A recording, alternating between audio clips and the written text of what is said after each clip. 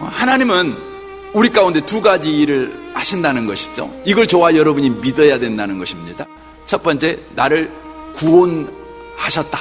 이걸 믿는 거죠, 하나님이. 두 번째, 나를 직업을 갖게 하셨다. 이걸 믿는 것입니다.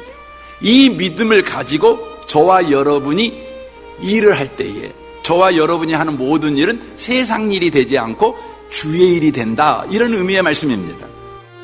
종교개혁자 누턴은 독일어로 성경을 번역할 때 부르심을 직업이라는 단어로 번역하게 됩니다. 이는 모든 직업이 하나님의 소명, 하나님의 부르심이라고 바로 믿었다는 것입니다. 그리하여 모든 직업은 성직입니다. 거룩한 부르심이라는 거예요.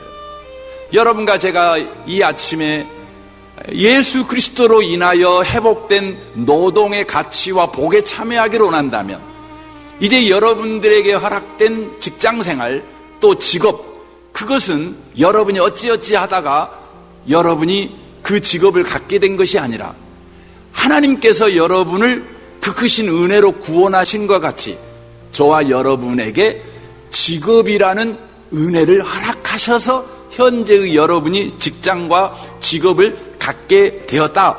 이것을 성경이 말씀하고 있다는 것입니다. 그래서 베드로전서 2장 9절에 이렇게 되어 있습니다. 그러나 너희는 택하신 족속이요 왕같은 제사장들이요 거룩한 나라요 그의 소유된 백성이니 이는 너희를 어두운 데서 불러내어 그의 기이한 빛에 들어가게 하신 이의 아름다운 덕을 선포하게 하려 하심이라 라고 말씀합니다. 예수 믿는 사람은 하나님의 백성입니다. 하나님의 자녀입니다. 이걸로 끝나지 않습니다. 예수 믿는 사람에게는 특별한 사명이 주어집니다. 그 사명이 뭡니까? 왕같은 제사장의 사명이 주어집니다. 이 땅의 삶을 살아가면서 왕같은 제사장으로 살아가야 합니다. 왕같은 제사장으로 살아가라고 우리 하나님께서 우리에게 허락한 것이 있는데 그게 뭐냐면 그게 바로 직업이라는 것입니다. 그래서 이 본문 말씀을 제가 좀 의역해서 이렇게 다시 한번 번역을 해봤습니다. 들어보십시오.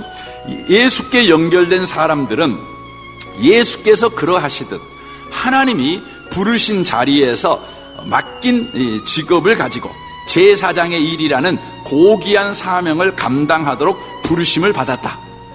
이들은 직업을 가지고 하나님께서 하신 특별한 일, 곧 아무것도 아닌 자를 중요한 자로, 거절당한 자를 받아들여지는 자로 바꾸는 일을 다른 사람들에게 전하는 것이다 라고 되어 있습니다. 우리는 구원받았어요. 하나님의 백성입니다. 이걸로 끝이 아닙니다.